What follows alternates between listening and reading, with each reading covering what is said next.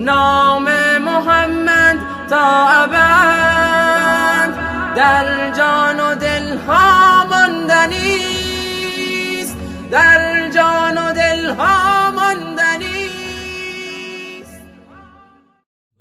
بسم الله الرحمن الرحیم. الحمد لله والصلاة والسلام على رسول الله، اما بعد.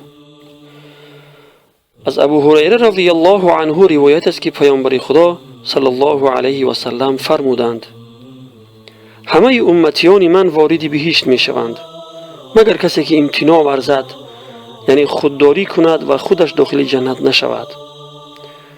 صحابگان رضی الله عنهم اجمعین عرض کردند که ای رسول خدا، چه کسی امتناع می ورزد؟ یعنی چه کسی از در آمدن جنت خودداری می کند و خودش داخل جنت نمی شود؟ پیامبر خدا صلی الله علیه و سلم فرمودند: هر کس که از من اطاعت کند وارد بهشت می شود و هر کس از من نافرمانی کند در حقیقت امتناع ورزیده است و از در آمدن جنت خودداری کرده است. روایت بخاری. برادر و خواهر عزیز، آیا می خواهید داخل بهشت شوید؟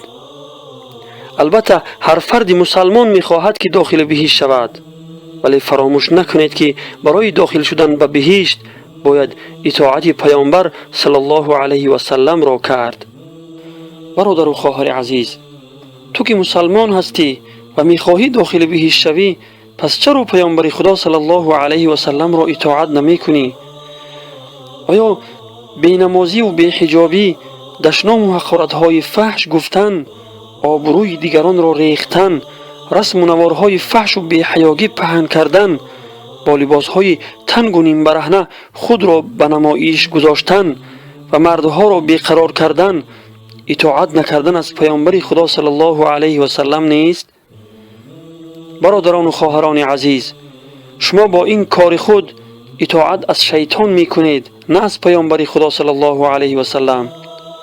با این کردار خود از در آمدن بهشت خودداری می کنید. چرا بر جان خود ستم می کنید؟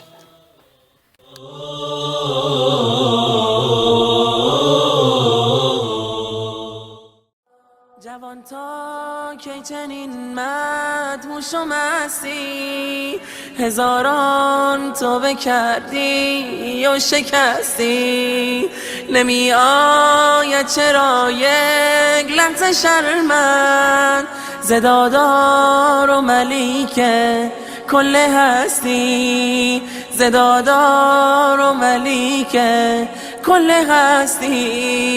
جوان تا کی فساد و بی نمازی، جوان تا کی شراب و لهو و بازی، گمان کردی که با پول و زر و سیم تو از پروردگارت بی نیازی، تو از پروردگارت بی نیازی.